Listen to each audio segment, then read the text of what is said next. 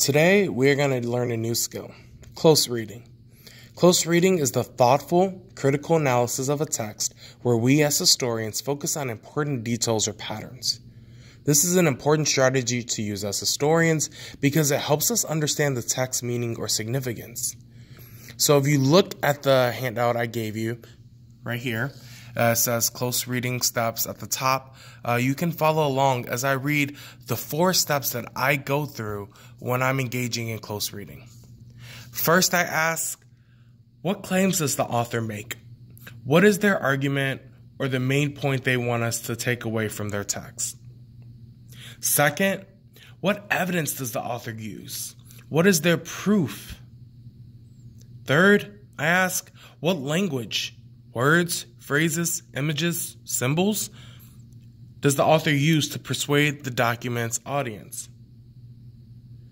Last, I ask, how does this language that I just discovered point to the author's perspective? So you have all of these written on the handout, and we're going to use these steps today to engage in close reading in the documents we have within our packets. So now, if you flip to document A, titled Education, we're going to go and we're going to read this paragraph together, and I'm going to go through the 4 steps of close reading.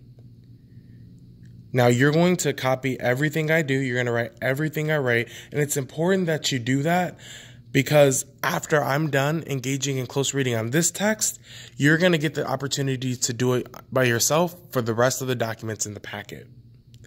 Now, just a reminder, our unit question, our essential question is, to what extent were African Americans free during the period of Reconstruction? That's located at the top of your paper. So when we're going through these steps, you can think about how close reading helps us get closer and closer to discovering the answer to our unit question. So now I'm going to start here. We already went through the context a few minutes ago.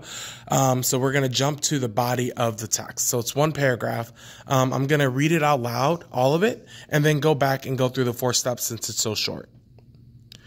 Many of the Negroes, common plantation Negroes. So I can go down here and I see that plantation Negroes are African Americans who worked outdoors. And workers in the towns and villages were supporting little schools themselves.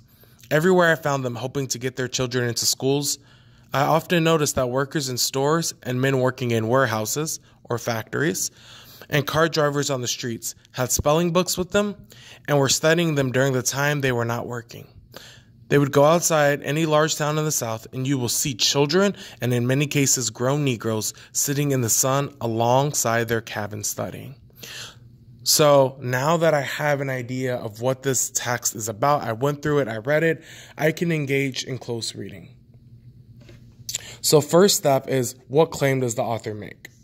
So the first sentence to me sticks out as the claim. It says, many of the Negroes, common plantation Negroes, and workers in the towns and villages were supporting little schools themselves. So I'm going to underline that, and you're going to underline it as well. And next to it, I'm going to write claim. Now, I underline this and chose it as the claim because if we refer back to the context, we see that this is about a northern man who shows how former slaves welcomed the opportunity to learn, as we discussed earlier. And this seems to support that he saw workers and common Negroes supporting little schools themselves. So that seems to be the claim. If it's not, we can change it later. But as of now, that seems to be what the author is trying to get me to believe when I read this text. So now I'm going to look for the evidence that the author uses to support this claim. So everywhere I found them hoping to get their children into schools, I often noticed that workers in stores and men working in warehouses and cart drivers on the streets had spelling books with them and were studying them during the time they were not working. Go outside any large town in the South and you will see children and in many cases grown Negroes sitting in the sun alongside their cabin studying. So all of this, I'm going to do a little squiggly and write evidence because in every single sentence, we see that he notices an African American either reading, looking at a spelling book, so practicing his spelling skills, his literacy. He saw children doing it. And so all of this seems to be the evidence that supports the claim that many of the Negroes he saw were supporting little schools themselves. The third step, what language is used to support the claim? Well, the first word that sticks out to me is many, because many means a large proportion. So to me, that signals that a lot of African Americans were in support of it. Another word that sticks out to me is everywhere, because it gives me a sense of location. So everywhere the author went, he saw African Americans engaging and trying to educate themselves. Another word I'm going to circle is often, and remember, you should be circling everything as well. Often signals that he saw it frequently, and so it wasn't just a one-time thing, it was something that he would see regularly. And the last word that really sticks out to me as supporting the claim is children, because that shows that it's not just adults who were engaging in education, it was children and adults. And so basically everyone from any age was interested in educating themselves. And so to the fourth point, how does this language point to the author's perspective? Well, we just kind of discussed that, but many gives us an idea that there were a lot of people.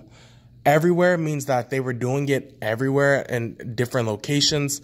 Often means that they were engaging in education frequently. And children means that it wasn't just adults that were interested in doing that.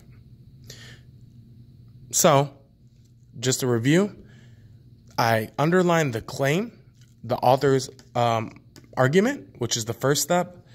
Then I drew this little squiggly because it was the entire paragraph, and I wrote evidence next to it.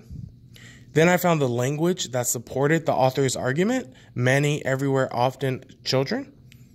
And then we explained how these words signaled something to us as readers, knowing that the author is using them to kind of embed this idea that this was something that African Americans really, really enjoyed.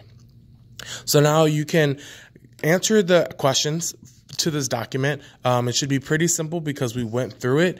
So you're just kind of answering the questions based off of what we just did.